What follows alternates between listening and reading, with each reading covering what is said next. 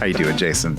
Welcome back to the Fretboard Journal podcast. I'm your co-host, Mike Adams. This is your co-host, Jason Verlinde. We're here recapping the Fretboard Journal Summit, Chicago, the Big Apple.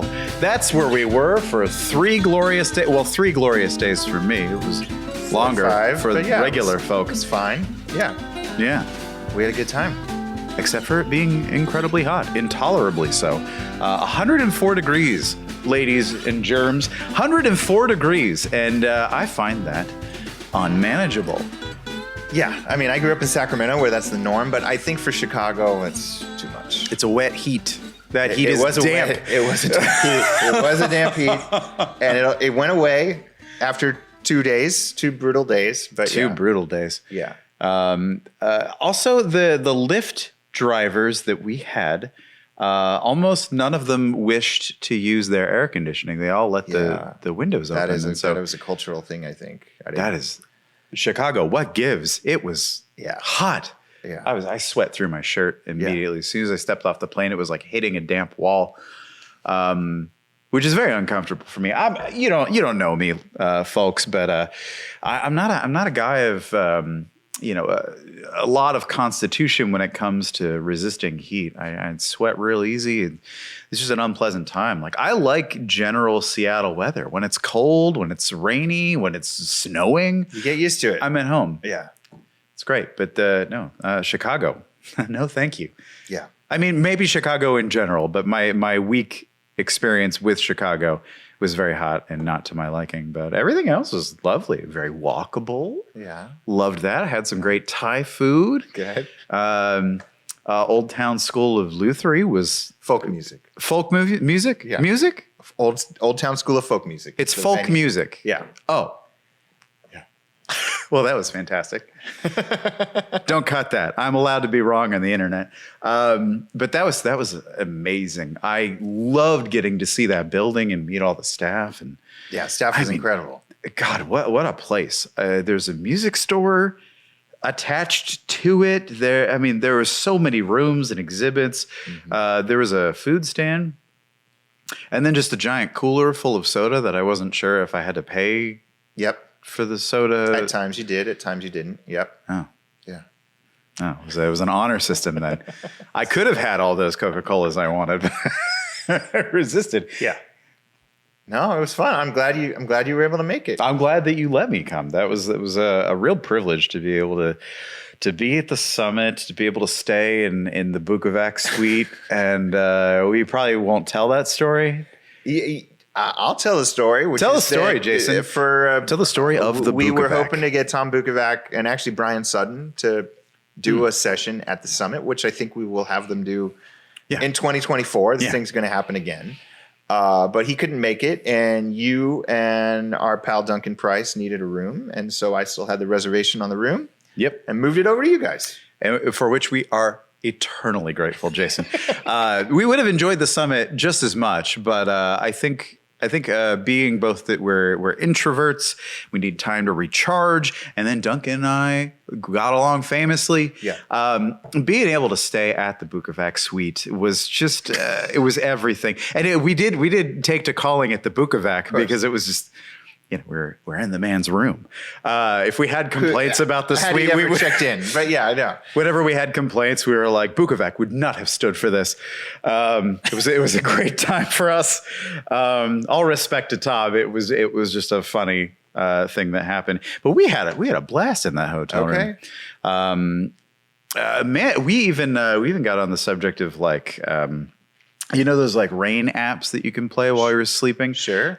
We got on the topic of our love of sci-fi, specifically Star Trek. And I told Duncan about these channels on YouTube that have like 8 to 10 hours of just like enterprise ambience. So if you want to sleep in engineering and hear the soft boom, boom, wow, boom, the pulse of the warp engines, there are channels for you. And so our first night in the suite, Duncan was having trouble sleeping and was like, why don't I turn on some Star Trek ambience? And I said, yes, that'll be perfect. I'll be out like a light. Duncan found a 10-hour video of Enterprise D bridge ambience, which is like a nice, like, the rumble of the ship beneath you. That's fine. And some computer noises, which is also sort of calming. But what I didn't realize and what shocked me awake was that about every 6 to 8 minutes, someone would enter the bridge via the turbo lift and the door would go like that, which the first time it happened, I was like, what the hell? What was that? Woke me straight out of my sleep. But then I guess I got used to it and slept very pleasantly thereafter, expecting the turbo lift door to open. But that's neither here nor there. That's just that's more of like a slice of life about what it's like at the Fretboard Journal Summit. Jason, would you walk us through what a summit is and what it means? What does Webster's dictionary define a summit as? Do you know this offhand? Well, it's a mountain peak, or it could be some sort of gathering. But our summit, I don't know. I mean, this is like my deranged brain thinking like, what kind of guitar gathering would I want to attend? What kind of guitar gathering would I actually get on a plane, stay at a hotel for? There are plenty out there. You can see guitars anywhere. But what made you want to do a summit? Really walk us through that. I think it's just all the crazy people I've met through the magazine. I want them all in one place. And I don't, you can do a lot of that at like a NAMM show, but the goal of NAMM is not to hang out and have fun and necessarily learn anything. The goal of NAMM is to sell gear to stores. And to acquire earplugs as soon as possible. My God. That's what I loved about the summit, is that it was not loud. No. It was a very even keel sort of vibe the whole time. Yeah. So this was I don't know. I mean, we did this idea 2015, 2016, a long time ago, and did 2 of them and then kind of backburnered it. And then when the Old Town School approached me and wanted to do it there, it was like, oh, this solves a lot of the logistics problems that really does bothered me for the first 2 and made it not sustainable. So yeah, Old Town's got this incredible 2-building campus that right now and most of the year is teaching umpteen classes on everything from guitar and banjo to contra dancing to blues to whatever. And then they've got 2 theaters, all these other rooms that they use for I don't know what. And we get to take it over for the one weekend of the year that they go dark. And so we get to use the whole facility and kind of make it our playground. And it is kind of just a fun house for guitar fanatics. Like there's 50 exhibitors. If you want to go guitar shopping, you can go guitar shopping. If you want to just nerd out and hang out or take a workshop or a panel, there's that. And then we had crazy concerts at night. It was pretty wild. It was the perfect space for something like this because there was so much to do and see at the summit, and all of it being contained under one roof made it so immensely convenient. Yeah. Even having to cross the street on that treacherous Chicago road, where people, I don't know, people took stopping for pedestrians as a suggestion rather than a way of life. Yeah, we are lucky here in Seattle. We don't have the attitude. Our drivers here are very genteel and will not move until you confirm. No, I am not crossing. I'm not so with Chicago drivers, but that's just a quirk. But having everything under one roof was amazing. I mean, it seemed like there was something happening on the dot. Every time one thing closed, another event opened. So it was just packed to the gills with things to do. It was. It's amazing. It was too much, actually. Too much, Jason. That's my one criticism. Too much. That's what everyone says. I couldn't see anything. Yeah. No, but I mean, that's kind of how it just pans out. You end up not seeing things. You end up going home and then checking Instagram and going like, where was that? How come I didn't see that? It was a 3-ring circus. There was at any hour, there was a workshop, a mini concert, or some panel discussion or something to go do. Yeah. In addition to all the exhibitors. So yeah, it was crazy. It was wonderful. It was a really great time. My favorite part of the summit, I missed a bunch of the exhibits because I kept running into people that I hadn't seen since before 2020. Yeah. I ran into Creston Lee and Mike Baranick, who are 2 people that I adore, and they're also some of the my most exciting or most what's the word, influential or impressive guitar builders, the people that I really admire. And so getting to catch up with them and see what they were up to. And I mean, that's an hour right there. Yeah. An hour each. Yeah. The first thing that I saw was on Friday morning because I got in Thursday night. Yep. First thing I saw was the Germanium Chef, which is a little game show. Yep. Kind of a spin-off of last year's was it Nickel Phosphor Wound. Bronze? Nickel Wound it was Chef. Nickel Wound We Chef. changed it midway. Yeah. Which is a little game show in the Iron Chef vein where competitors face off and build a thing in front of a live audience. So this year it was Robert Keeley and Heather Brown building a fuzz pedal. Yeah.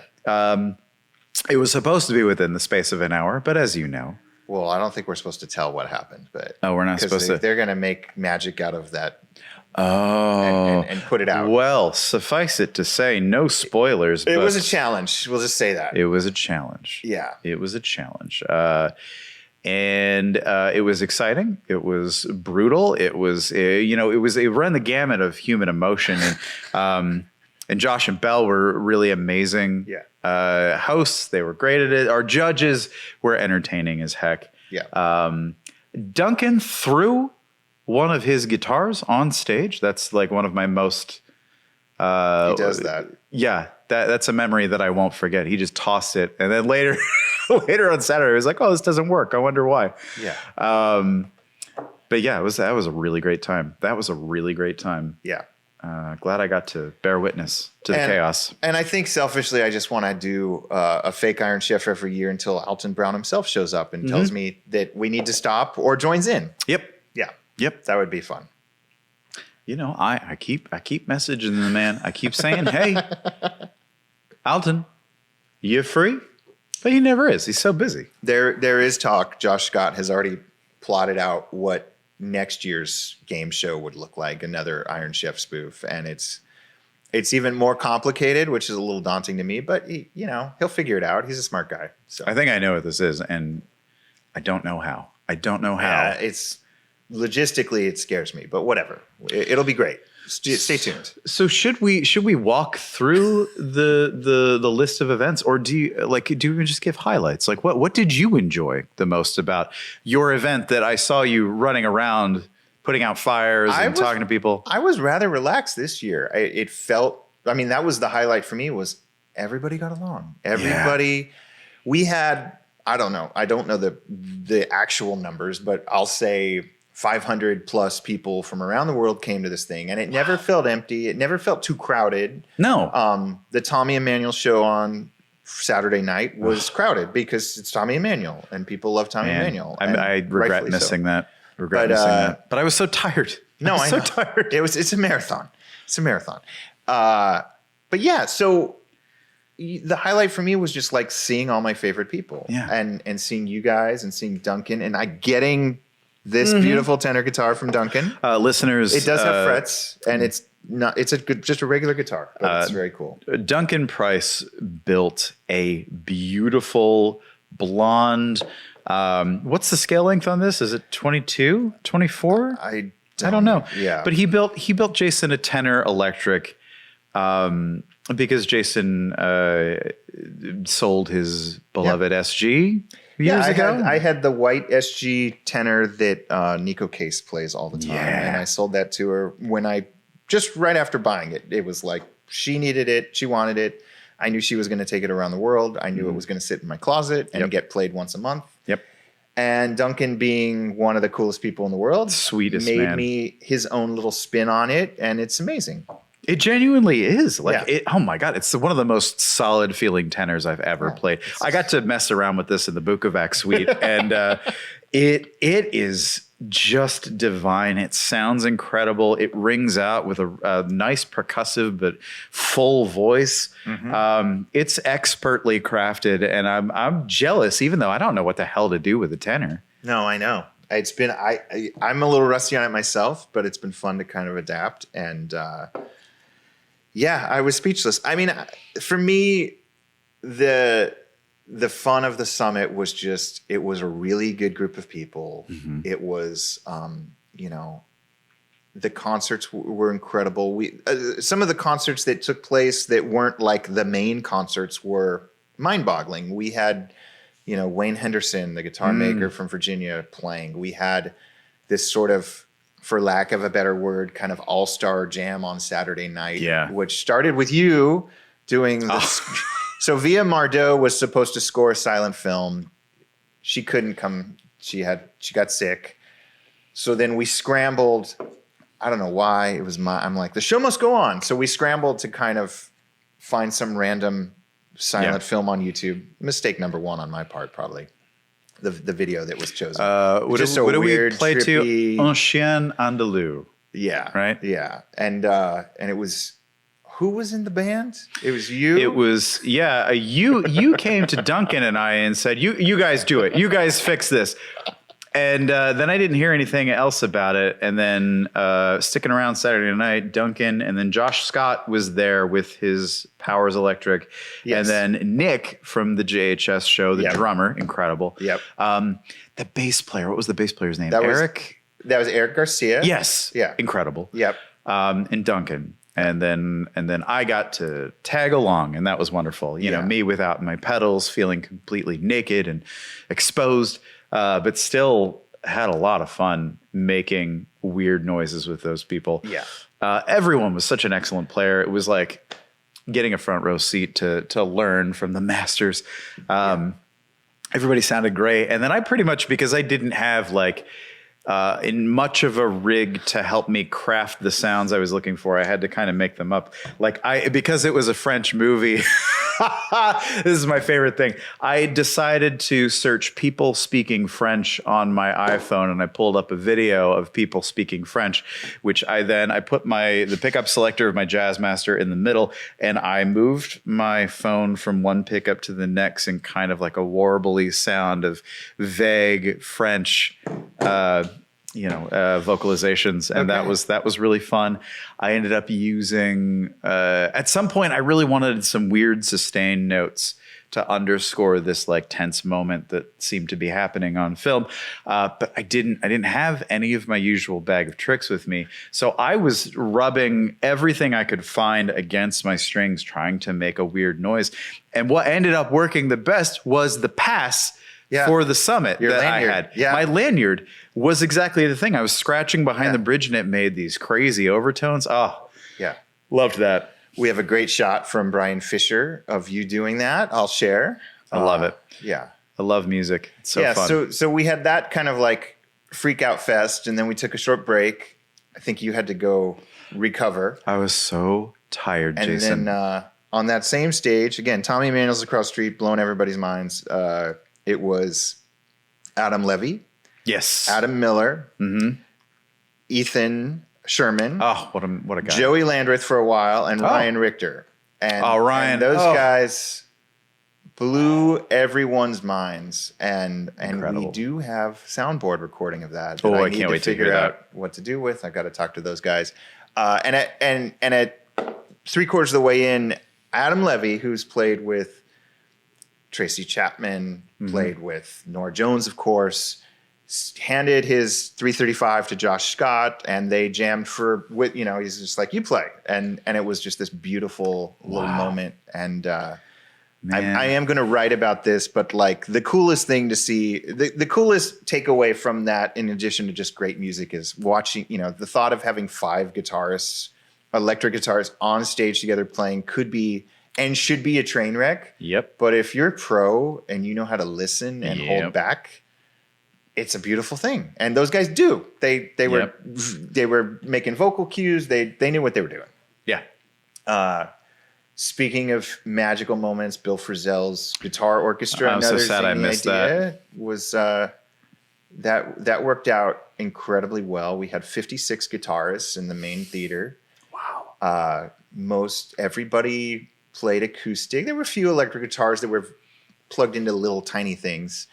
But it was a very beautiful session. Bill was at midway through, just stopped and listened while these people played his poem for Eva. And Bill told the wildest ping pong table story imaginable. And I can't do it justice, so if you were there, you got to hear it. But it was great. And then Bill went to the Callings booth briefly, and then I think he got so overwhelmed by all the fanboys that he had to leave. But that's how it goes. That's how it goes. Yeah. When you're Bill Frisell. Yeah. At the Fretboard Summit, you're going to get mobbed. You are going to get... He was under no obligation to do anything. And we were just grateful that he wanted to lead a guitar orchestra. And so, it's one of those unique events where, you pay your admission to go and you don't have any idea of all the incredible things you might see. Yeah. It's not just a show where you pay money to go buy stuff. That's not what I want. I wanted something a little more unique and a little more Fretboard journal-y. Well, that's why it was so great, because everybody wanted to be there. No one was obligated to be there to sell anything. It was this collection of people who are just as nerdy and specific as everyone else about the thing they're into. Yeah. And so getting to hear people's perspectives on pickups and resonance and the size of sound holes and how many sound holes something should have, getting to hear everybody just talk at length about the thing they love. Like there are a few things that I have the attention span for at this point in my life, as much as I have all the time in the world to listen to someone go off on a subject that they know by heart and that they are really passionate about. And that was... Would you say 500 people like that? I think we had around 500 people. I don't know exactly how many, because you could also just come and go guitar shopping. So I don't know how many more of those people there were, but I'd say 500. I mean, the main theater that Tommy Emmanuel and Jorma played in holds around 415 people. And then we had way more people on the other side of the street too. So yeah.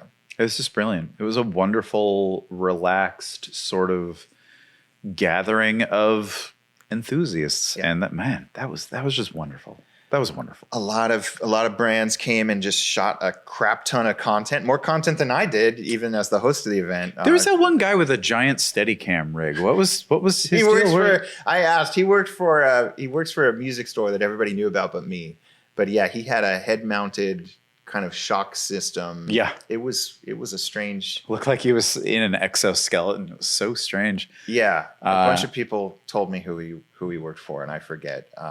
But yeah, it was just so much fun. And Callings brought out a bunch of prototypes. The Andy Powers Electrics, like you said, were on hand. Andy and Bob Taylor were there. Oh, man. And it was one of those, like you said, it was one of these weird things where, Andy was going to be there. I wanted him to talk about his electrics, so I asked randomly Josh Scott if he wanted to interview him, and he's like, "Oh yeah, I'd love to." And so they had a talk that's going to be one of our next podcasts, and the aforementioned Mike Baranick, who is kind of mostly known for electrics at this point, although makes incredible and has made for a long time incredible acoustics.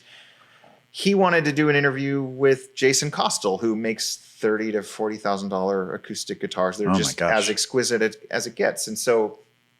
And of course, like Isaac Jang, who took a bunch of photographs for us, knows everybody at this point, even though he's primarily he is an acoustic builder. Yeah. Makes amazing stuff. Yeah. So it's just this kind of like cool community. I know that's a stupid overused word, but it was it felt like a family reunion. And I'm not related to most of these people, but they felt like family. Yeah. And that was what else was wonderful about it. Just the sense of like belonging and camaraderie.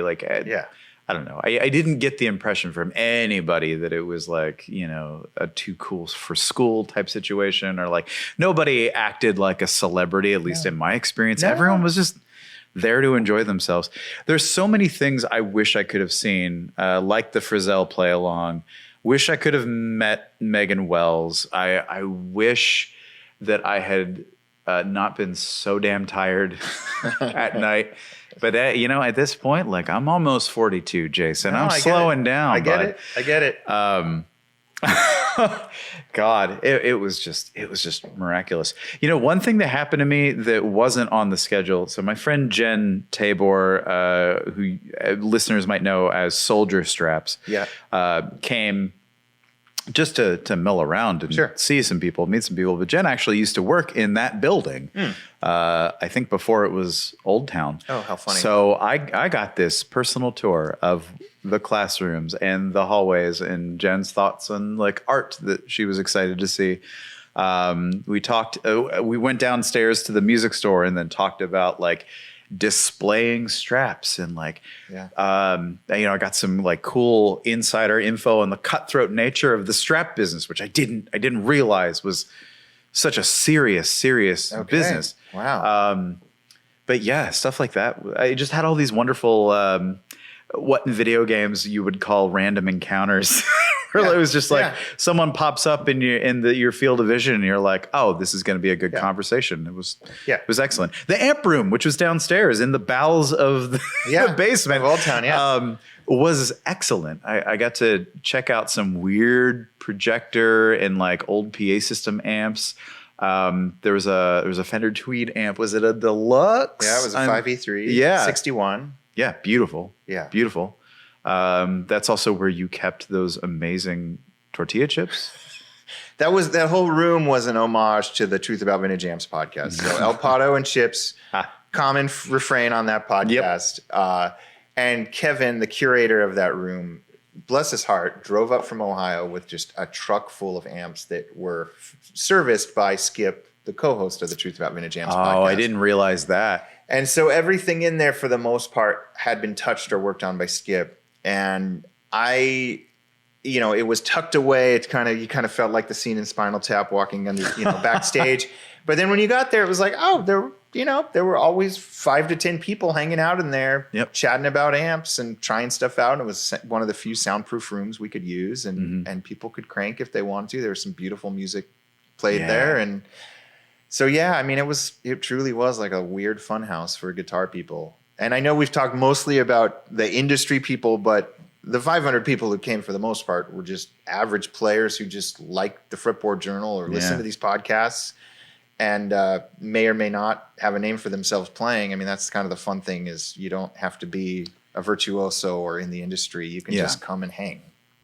Jason, you run this magazine, and it feels like sometimes it's like, it's not a one-man operation, but it feels like that. Yeah, sure. It feels like that. Does something like the summit help you regain that sense of community, or like, it's huge. Yeah. It's huge. I mean, it is hard putting out a print magazine. Oh yeah. In 2023. And if I'm being perfectly blunt, like we cover a lot of the big brands that frankly don't necessarily support us in return.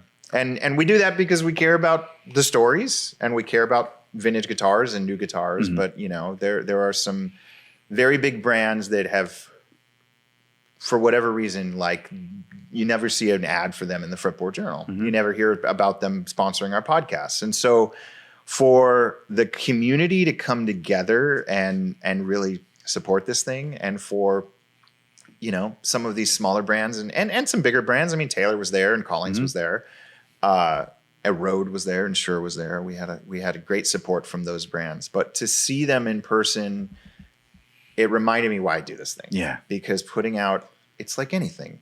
Putting out even a guitar magazine is a job, a real hard job to do it to the level that I would like to see it. And it was very gratifying. It was also, like I said, it just felt like the thing I'm trying to champion all the time.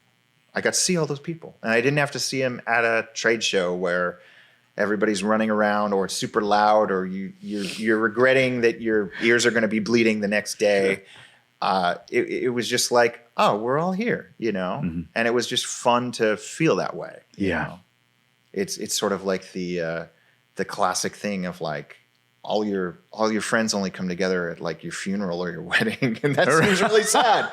Like I don't want it to be that. I want to see them every year, and this is a great way to do that. Yeah. And so selfishly, it definitely lit a fire under me. I was just talking to my buddy Aaron Starkey, who is a Seattle-based guitarist who just helped out with the reboot of Bumbershoot, which is the long-running music festival here that unfortunately was happening so close to the Fretboard Summit. He couldn't come this year to the summit. But he said, I'm having that post-tour depression where you just like, now what do I do? Yeah. And I kind of felt that after the summit. And I've never been on tour, so that's unusual for me. But apparently it's a common enough thing with you real musicians, where after a big show or series of shows or a festival, you're like in a little bit of a funk. I feel that not immediately. It takes me a week or two. Yeah. Like for a week, I'm like, yeah, I feel great. Yeah. I did the thing that I love the most in so many cities and in front of so many people, or no people at all. But music is its own reward for me. But yeah, 2 weeks later, I'm like, all right, what am I doing? I know. Yeah. Is this worth it? Should I just quit? Yeah. Maybe No, you shouldn't, but yeah. No, I understand. Thank you. No, I totally understand it. God, yeah, that must be such a great feeling running something like this. And, like the magazine is read at an arm's length away from you. Like, and it's everything that happens with the Fretboard Journal, after it's put out is at a distance from you. You don't get to see someone's face light up when their favorite musician graces your glossy pages. Yep. So seeing all of that in person and seeing, like, it's staggering, Jason, that you were able to put on this summit and have so many amazing folk come and interact and just like fostering that community. That's huge. Yeah, that's huge. Thank you. You should be commended for this. Thank you. Yeah, I mean, I'm not one who easily takes praise. I'm usually my own worst enemy and Same. Sort of self-deprecating about a lot of things, but it felt really good to, I mean, I felt this especially last year. I'd hate to say I'm getting used to it, but 2 years in a row now, Collings has made like a series of prototype instruments just for debuting at the summit. Whoa. And that's what Bill played on the orchestra, and Joey Landreth played it as well. And like, for them to take the time to actually like build guitars, not in their current lineup, not things that they're necessarily going to flip the next day at their local dealer, was huge for me. And they've been great supporters of the magazine forever. But it sort of was a reminder, like I said, of like, oh, this is why I do all this stuff. All those bigger brands, I would love to include them at the next Fretboard Summit. I'd love to have them in our magazine as well. Yeah. But the show must go on, and I can't wait for them to realize that what I do is important or not important or whatever. They've been sleeping on you, Jason. They've been sleeping on you. But I want it to keep going, and the summit could become and quickly has become an important piece of the Fretboard puzzle, along with these podcasts and whatever else I decide to do. Yeah. But yeah, I mean, and also you mentioned it, but the staff at the Old Town School of Folk Music were incredible. Incredible. And I get to do this for 3 days out of the year. They are constantly putting on music shows, workshops, lessons, private lessons. And so this was kind of, I mean, I threw lots of curveballs their way. There was lots of crazy stuff that we put in the swag bags and stuff where they were just probably scratching their head going, did Jason really just hand us 500 temporary tattoos to put in the swag bag with the Summit logo, which I did. So funny. But yeah, they were sports, and it was, and I think they appreciated and enjoyed having all these out-of-towners come to their sort of local institution. And walk away so impressed. Like, I really could not believe that space or the people there or everything that they're accomplishing. Yeah. Amazing. Yeah. So the space is, a dictating factor into, this is never going to be for 3,000 people. It's always going to be for 500 to 1,000 people because that's how many will fit. And so if anybody ever wants to come, like, act fast, and we'll probably start selling tickets within the next 2 months or so for the next year. But yeah, it felt really good. Sometimes my wife pointed out, like, sometimes I was going nuts leading up to it. Like, just all this stuff. But then the minute it happens, it's like, let's do it again. Let's do it again. Let's get back on that horse. Yeah, life can be nasty, brutish, and short, but having these reminders that there are so many wonderful folk in this industry who are supportive and excited and ready to learn. Everyone had such an open mind that I talked to. Everyone was like, I'm looking forward to this workshop. I want to hear more about this subject. Yeah. Like, man, when else does that happen? It doesn't happen on the internet. Yeah, I got a nice note from, Three Bender, who makes these incredible not Parson style, B benders. Yeah. That was amazing. And they said, Zach Vex of ZVEX came over. They were like in the same room, their tables. They said, Zach came over and he taught us some circuit stuff that we're going to probably incorporate into our next guitars. And I'm like, this is what it's all about. And for the average just consumer, like, you can go ask Bob Taylor some question about Taylors that you've always wanted to ask. Yeah. There's really, there's no... It's really easy to meet your heroes at this thing. It's really cool. I can't believe that I got to meet Zach Vex. I never expected that to happen in my life. But it was lunchtime on Saturday. I had just given my talk on offset guitar setup. Yeah. And I was clued into the fact that there were sandwiches and I wanted a sandwich. And I wasn't sure if I was allowed to have one. But the guy guarding the sandwiches was like, "Who are you?" And I said, "I just gave a talk." He's like, "Oh, you gave a talk? Yeah. You can have a sandwich." Go ahead. Yeah. You've earned it. I would have greenlit that too. Thank you, Jason. Yeah. But yeah, Zach Vex was sitting there on a bench on his own. And I was standing across from him like wolfing down my sandwich.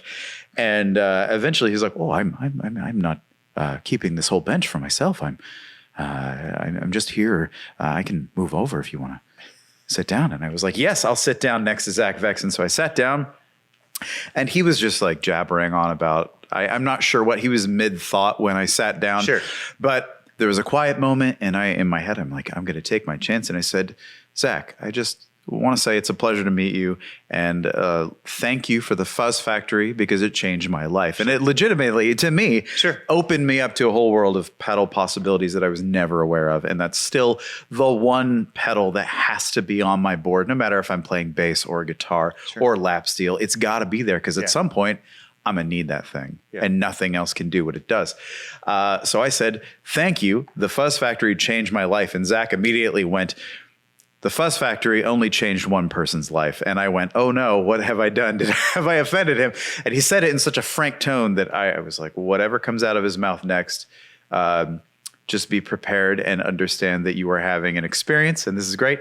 And he said, "And that man's name," and I thought he was going to say himself, but he said, "Matt Bellamy from Muse." And he told me for like 15 minutes, told me Matt Bellamy and Muse stories about being in the studio with them or like creating a custom one for Matt Bellamy and, a commemorative one to thank him for like $2 million of like Fuzz Factory sales or some outrageous number. Wow.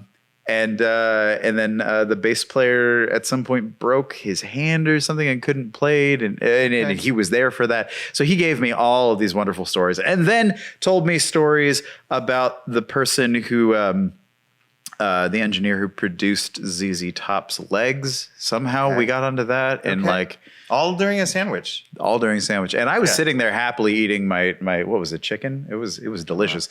I was happily eating my sandwich, listening to Zach Vex just go. And in that tone of voice, which I know so well because I've watched the like Octane 3 and the Fuzz Factory videos so many times over the years, and just hearing and like this, the cadence of his voice, it was like being embraced by the universe in a warm hug. And then he left without saying a word. Wow. He just got up and was gone. Yeah. And I was like, this was a holy moment. I'm going to cherish this for the rest of my life. Wow. Yeah. Okay. It was wonderful. That was the summit in a nutshell. But there was that moment. There was that moment where he's like, it's only changed one person's life. And I braced for impact, but it was just the guy from hilarious. Muse. It was the guy from Muse. Yeah. Well, not to shift gears here, Mike. Shift some gears. But it probably feels like a year ago now, but it's not been. The same week of the Fretboard Summit, you had a pretty incredible moment on stage. Oh, yeah, we're going to talk about this. You had quite a week. I had a big week, folks. I had a week to remember. I am such an enormous fan of Glen Hansard, singer-songwriter, acoustic guitar player. Well, he plays everything, but he's been in the Journal before. I interviewed Glenn. I used to be able to remember every issue, like every story in every issue. It's like 27. It's in the teens, I think. In the teens? Yeah. Yeah, I'm a huge fan. Glen Hansard from The Frames, which is one of my favorite bands of all time. One of the greats. Amazing songs. And then also the Swell season, which you might be familiar with the music of via the 2008 movie called Once, which is about an Irish busker and a Czech woman come together, make music. There's a romance. Okay. There's something happening, and then that was a big movie. They won an Oscar. Yeah, that's the award. Yeah. My wife who is an actor, is going to murder me when I get home for forgetting the most prestigious of awards. Anyway, Glen Hansard is one of my favorite musicians of all time. And I have been lucky enough to do some repairs for him in the last couple of years. He's a big offset guitar fan. I didn't realize this, but he had used Jaguars and Jazzmasters on all of the Frames records. Yeah. So I've been listening to the sounds that I love without realizing it for a long time.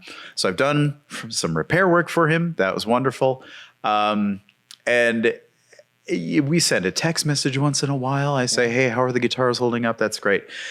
So I heard that Glenn was touring through America with the Swell season. Yep.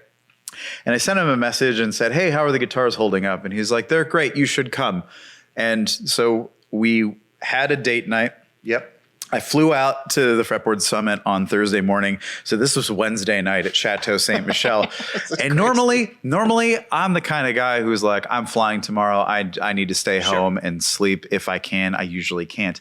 But this time, my wife was like, oh, did you hear Glenn is playing? And I said, you know what? We're going to have a date night. We deserve this. We need something nice, a nice experience. So we get to Chateau Ste. Michelle, and Glenn has tickets waiting for us. And they're in a nice section. And we're grateful, absolutely grateful. We get a bottle of wine because that's what you do on date night. It's a winery. Yeah. They've got all the good wines. And so we polished off a bottle of wine. The show starts. Eric, what's his name? Eric, who is an amazing flamenco style guitarist. I'm going to get his Eric. Oh, the internet isn't working. Eric, I'm so sorry. I can't remember your last name, but Eric opened it and it was incredible. We'll put that in the show description here. But that was wonderful. Having a blast. Time of our lives. A whole bottle of vin, I need to reiterate. Okay. And so the Swell season, Glen Hansard, Marketa Irglova, an amazing band. Yeah. Everybody gets on stage. They blow our minds for what feels like an eternity. We're hearing songs that we've listened to since 2005. Like, I'm having the time of my life. We're 2 songs from the end of the set. We're relishing our date night. And then Glen Hansard gets up to the mic and he says, is my friend Mike Adams in the crowd? And it's like that's the thing that you think you go to see your show and you go like, oh, wouldn't it be fun to play with Wilco? Oh, what song would I play if I was invited on stage with this favorite band? And it literally happened. And I'm getting emotional thinking about it because I still can't quite process what happened. And so Glen Hansard, one of my favorite people in the world, favorite songwriter, invited me on stage. And I shot out of my seat and screamed, I'm here. And he said, come up. And I got up to the stage and they handed me a guitar. And I was like, what are we doing? What is happening right now? This was not talked about. I mean, you could have been an awful guitarist. He had no, I mean, he knows from Instagram. Well, you're sweet. But again, a bottle of wine, was not prepared for this. He didn't give me any indication this was happening. So he brought me on stage with his band to perform a song by the Frames called Fitzcarraldo, written about the Werner Herzog movie. That's a Herzog, right? Yeah. Yeah, sorry, I'm getting ahead of myself. But I'm so grateful that he picked A, a song that I have been playing along to since 2005, and B, a song that has like 2 chords in it. Yeah. So I got through it. But he handed me his Gretsch, or rather Simon, the guitar tech, handed me the Gretsch. And I was like, what are we doing? He's like, we're playing Fitzcarraldo. And so Glenn starts playing, and I am shaking nervous. Sure. Didn't expect this to happen. My right leg was just quaking the whole time. But I got to experience like the literal dream, and I'm so grateful and thankful, and I can't believe that it happened to me. But I got to be 2 feet from Glenn while he was doing his thing. The man is louder than his own monitors. The amount of sound that guy can put out from busking since an early age blows my mind. Yeah. but I got to be there and I got to play along to a song that I love. And I don't know all the parts. And his action is a little higher than I like on my guitar. So it took me a minute. Spoken like a true luthier. Yeah, it did. You know, I did the whole neck relief thing. But yeah, so we ripped into the song. And I have video. Carissa, my wife, recorded it, and I'm so glad that she did because I get to listen and enjoy a thing that I still can't believe happened. But we played this song, and one of the most thrilling things that's ever happened to me. I can't believe, and I thank you, Glenn. If you hear this, you probably won't, but Glenn, thank you. Marquetta, thank you. Wish we could have caught up. But we ripped it. Like Jason, it went so well. Which I shouldn't be shocked by. Is this video online? There's a clip of it on my Instagram page. Okay. But not the whole thing. Yeah. And I was even like iffy about posting that because it's such a special thing. Date night was wild. So we played this song, and Jason, like I was nervous and trying to remember my notes on the fretboard the whole time. And then at some point, I just eased up and it clicked. And Glenn, like feeding off his energy. Yeah. At one point, I leaned into him I was going to say thank you. And I leaned into him and he leaned in and I got close to his ear and I said, F you. I said, fuck you. And he laughed his ass off. And then, so we got comfortable. The song was rollicking along. It was wonderful. And at some point after the second or third chorus, I took a solo, which doesn't exist in the song. There's no guitar solo in the song, but I took one. Like, wow. Which is not, like, I was so nervous. I'm kind of reserved. I like to choose my moments as a guitar player, but I looked around and I just took a solo. And it was pretty good. Wow. And Glenn was loving it. I had trouble, like, really like claiming the space of the stage because I was very nervous, but that was incredible. And I looked over at Marja, the viola player, the violin player, and then Bertrand, who is himself a cello maker and an amazing cellist. Okay. I looked over at them and they were like, oh yeah, right. These like actual serious musicians giving me feedback on stage that I was doing well. And that was amazing. And it's so surreal. It's so surreal that happened. And I took a solo and then we finished the song. The crowd stood up. Like I cannot believe that happened to me and that it went so well, but I'm really, really happy about it. We got off stage. Everyone gave me high fives. A bunch of people stopped me on the way back to my seat to tell me how great it was. A bunch of people were like, give me your email address. I recorded it. And it was lovely. And everybody wanted to know if I was a guitar player in Seattle and where could they see me. And that was wonderful. And we got to go backstage afterward and hang out. And Glenn walked right up to me. He's like, "You fucking killed it!" We had a blast. Okay, we had a great time. And he told me, I was like, "Hey man, I would have loved a little, forewarning. I could have practiced." He's like, "I knew you'd have it." Like, when does that happen? Yeah. He told me, I'll never forget this. He told me that whenever I hear you play guitar, it's like a big bear hug, and that I am gonna take with me to the grave. That meant the world to me. We just had a blast hanging out. Got to meet Bertrand and Marja, talk to them about dogs and about instruments and restorations, and then got to meet Piero, who's the Italian drummer that Glenn has with him, and he was amazing the whole night.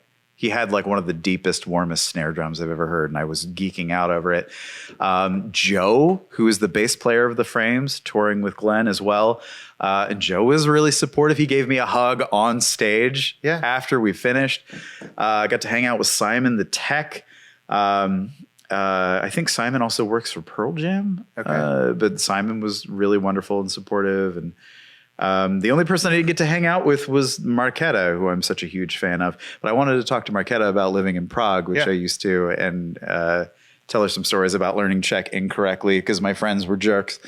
But it didn't happen.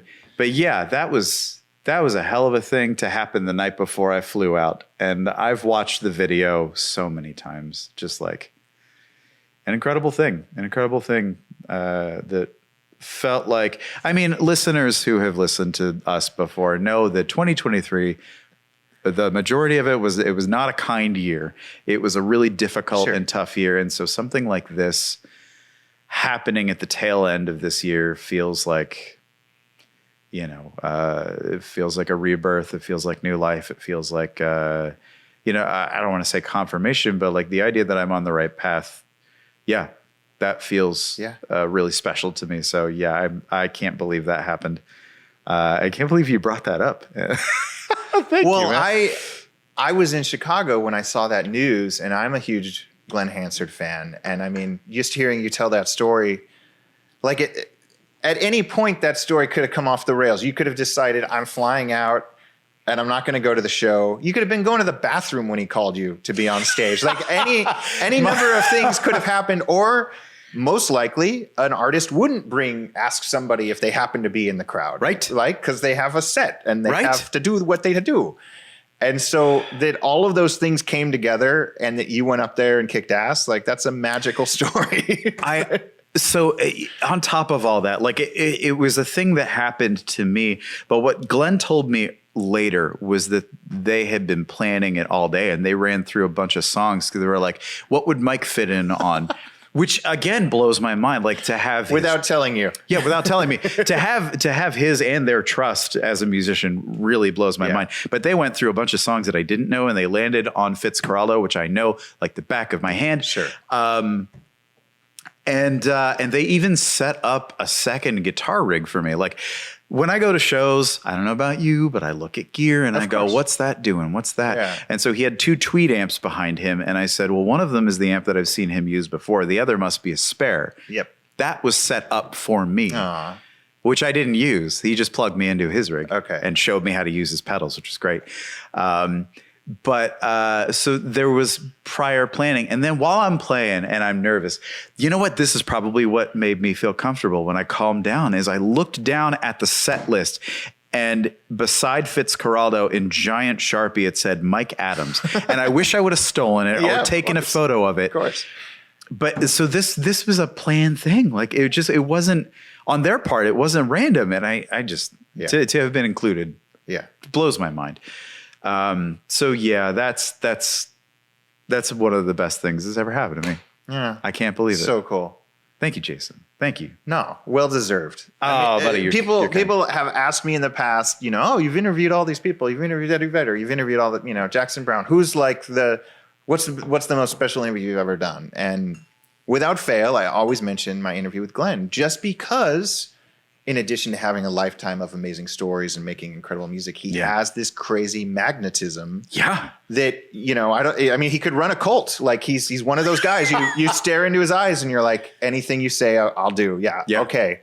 And I don't know what that is. I mean, I imagine famous Hollywood actors must have it or whatever, but Glenn has it, and it's truly something to be, in the midst of for at least a little bit of time. Yeah. And he's genuine too. He's really genuine, like really gracious host, really giving. Yeah. Seems to have endless time for people. Like, yeah. And he, not to bring this beautiful moment down, but one of the coolest things, this is not fretted instrument related, but one of the coolest things to observe was for a few tours at least, he had Curtis Falks, the trombone player, playing with him, who just passed away. That was while we were at the summit, wasn't it? I think so. Right. And Curtis was somebody I followed from way back when he was in Lounge Lizards and Jazz Passengers and was part of this like knitting factory scene in New York City when that existed as a world. And it was really cool to have a musician like that where he's pretty identifiable, probably the only trombone player I can reference, if I'm being honest. To see him and then fast forward 20 something years later and be like, oh my God, he's up there with Glenn. Yeah. This is amazing. And Glenn wrote a nice tribute, I think. And actually posted like a year ago, like a really in-depth interview with Curtis, which is on YouTube, I believe. So, oh wow. Yeah. Like 2 hours, I think. It's like a long one. Yeah. So folks should check that out. What else should we talk about? I mean, we've had this big love fest. Has there been any, the aforementioned Josh Scott reissued Ross pedals, brought that back from the dead. Yeah. He had the pedal board with all the Ross pedals at the summit. I wish I could have messed with that. I love old Ross pedals, and I've always like wanted to buy some, but so many of them have like the attached power cable and like weird stuff. But they sound amazing, so I'm very excited to see them back. Yeah. What else? We Guild announced the Kim Thale model. Yep. Comes in 2 flavors, one for $7K and one for $800. Yep. Which will you choose? It's gonna be the 800. But they look amazing. They do. Really cool to see the S100. Is it the 100 or 1000? My reading. It's the 100, I think. Yeah. The Polara. Yeah. Really cool to see that instrument back in the fold, because the like offset sort of like SG looking thing is just so cool to me. Yeah.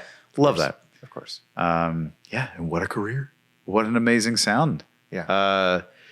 Really excited about that. But I haven't played one, so I don't have much to go on, but that's a cool announcement. What else has occurred? I don't know that much has. I feel like my brain since the summit has just been in recovery mode. Like I've just been recharging this whole time, so I haven't been paying attention. Well, and there were so many cool pieces of gear at the summit that I've already spaced on. Okay, well, let's wrap up on this then. Yeah. Like, Jason, what's something that happened at the summit or something that you saw at the summit that really impressed you? Oh my God, there were so many cool How do you even choose? Yeah, I mean, you go first, and I'll try to wrap my brain here. You jerk. So Bob Robertson. Yeah. I became familiar with Bob that day on Saturday because I met Michelle, who was working with him at his booth, and Michelle was hilarious and was wearing a Pittsburgh Steelers shirt. And I said, "Are you from Pennsylvania too?" Because I was wearing a shirt that said, "You've got an enemy in Pennsylvania." Yeah. Yep. And she said, "No, but I'm a sports fan and I collect sports jerseys." And so we struck up a conversation. Eventually, she taught me how to throw a punch. Wow. And we laughed the whole time. And then she invited me to come to the table. And Bob's stuff was wildly impressive. He had this resonator with 6 sound holes and a wood top.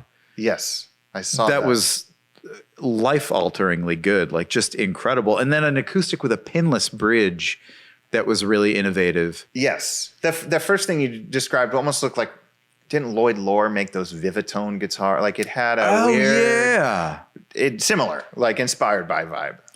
That was incredible. I got to spend time with those. And then he had this electric guitar design in a case tucked under his booth that he wasn't showing off, but I asked about it. And it was this incredible, super thin-bodied electric guitar, sort of reminiscent of like if you took a Firebird and a Les Paul and sized them correctly to each other and made one body out of it. It looked like that. But the thing that was interesting about it was that everything that was adjustable was mounted to the same piece of aluminum, I think, internally. It was aluminum or steel, I can't remember. But so that when you wanted to raise the bridge, the pickups would raise with it. Like it was really incredible. Super thin, super light, but I didn't play it. I played it unplugged. My God, well, I'm going to take that again. I played it unplugged. But just on its own, it had this very interesting sort of vocal sound. Like it was loud. So I really loved that. And then as far as electric guitars, Uberfrank. Yeah, I was going to bring that. Hell yeah. Let's talk about that. Well, Uberfrank, the builder, could not make the summit because I guess he did some charity work in Iran and couldn't get his visa because his passport was stamped with an Iran stamp. So Daniel Marcus Clark, who I've interviewed on the Fretboard Journal podcast, who's one of his key players and collaborated with Uberfrank on this guitar, that's just wild. I mean, it's got a built-in capo system with a little door for the capos. It's got a whole pickup for the bass string. Like you could split the signal at least 2 ways. Yep. I don't know. There's a lot going on. But that guitar was really cool. And Daniel, coming at the last minute, was able to not only exhibit for Uberfrank, but also just play. And he's an incredible player. Yeah. So guy rips. Yeah. And really nice. Really nice guy. Everybody at the summit was super nice. Really enjoyed assholes talking. don't come to the summit. We only want nice people. We had a perfect balance this year, and we're going to keep that going. So, hey, assholes, you're on notice. Yeah. We you're not invited to our party. People who play well in our sandbox, and we had that this year, and we don't take it for granted, and we're going to do it again next year. I want to say that the science fair was really fun. The science fair was fun. Run by Andy. Pitcher. And Duncan. Duncan ran that, and God, that was so much fun. Seeing what weird and wonderful things everyone was coming up with was just wonderful. And again, the opportunity to hear people talk about the thing they're into was delightful. Yeah. Stephen Harrison had this little it reminded me of a tent sort of situation. It looked like a little doghouse. You look like a Snoopy doghouse. Exactly. You pack everything in your rig into this bag, this travel bag. You got pedals. You got a little amplifier. Yeah, it had a Class D. I don't know how many amp. Like he just made it off of parts that he found on eBay or wherever. But it was delightful. Yeah, that was delightful. And then of course Zach Vex's solar powered amp that also could charge your phone and run a pedal Marshall board. 50-watt tube amp. It would happen to have batteries inside. Yeah, I mean that was kind of what it turned out as perfectly as I wanted it to, because sometimes you get clobbered over the head with this like technology, fan frets, Kasha bracing. It's like my mind is going numb if I hear more than 5 minutes about this stuff. But for 5 minutes, it sounds really intriguing. And so the Summit Science Fair was like, everybody has 5 minutes to just say whatever it's like show and tell in class. You bring whatever you brought, you describe it, and then at the very end, if somebody's into it, they can go circle back to you and maybe play it or ask you more questions. But it was super fun just because it was this like very wide-ranging group of people, some well-known, some people who just were showing up with cool gear. Yeah, I liked it. That was a fun moment. We'll do more of those science fairs. Maybe next year we'll have the exploding volcano. Oh my God. That would be fun. A guitar with a baking soda volcano inside of it. Yes. Someone get on that. It'll probably be Duncan. The mad scientist himself. Oh, that's the other thing that happened at the summit was I got to spend time with Duncan's fretless sustainer guitar. Yeah. Could you make sense of it? I could. Okay. And he had a compliment for me that I got it really quickly, which is great. But yeah, the first thing you do when you pick up a guitar, if you're an electric player like me, is that you have to retrain yourself. If you want to bend a note, you don't bend across the fretboard, you bend up the fretboard. You like slide your finger upward. And that simple act, as well as having an instrument that sang on its own, I didn't have to pluck anything. Yep. Really blew my mind and changed how I thought about the instrument. And I'm obsessed with it. I'm trying to convince Duncan to make me one. Because it was so incredible being able to like turn on or off the sustainers for each of the 6 strings. Yeah. So you could strum the low notes and have the B string ringing out the whole time. Stuff like that was incredible. The sounds that you can make with it by palm muting and rhythmically lifting your hand. I mean, and the fact that thing unplugged is so loud. Oh yeah. Like when he turns the sustainer on, you can hear it from down the hall. It's just screaming. Yeah.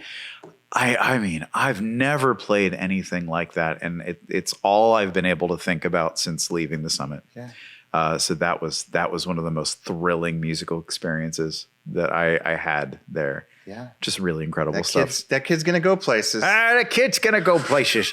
Just you wait and see. Duncan Price, a household name. What voice was I doing there? I don't know, but it was good. It was like part Johnny Carson. And it was kind of Carnival Barker. I don't know. It works. It worked. I liked it. Step right up, pig. Here's Duncan Price. Yeah. No, it was a good group of people. Everybody who came, come back. Everybody who's hearing this and wants to come next year. It's August 22nd to 24th, I believe, next year. And same place in Chicago. The Big Apple. Not the Big Apple. The Hot Apple. The Windy Apple. I didn't know that Chicago was called the Windy City because of politicians and not because of how windy it is in an air sense. I didn't know that. Yeah. Someone told me that at the summit. And again, another like, pulling back the curtain, learning about the world around us. I had no idea. Yeah. That was a really fun thing. Because I stepped off the plane and it was hot as hell. And I was like, where's this wind I've been hearing about? Yeah. Where's that gentle breeze? Just that famous breeze. Like I'm in a Seinfeld episode. Like, where's the wind? What's happening? It's supposed to be windy. There's no wind. Yeah, but it's politicians. Blows my mind. Yeah. Well, we did it. We sure did. I love how we end these, where we get a lull and then you go, it's over. Hey, we spoke for an hour and 6 minutes according to the Rode Procaster here. And if I'm honest, I hate goodbyes. I'd rather happy trails and peace out. Let it be the thing. So let's cut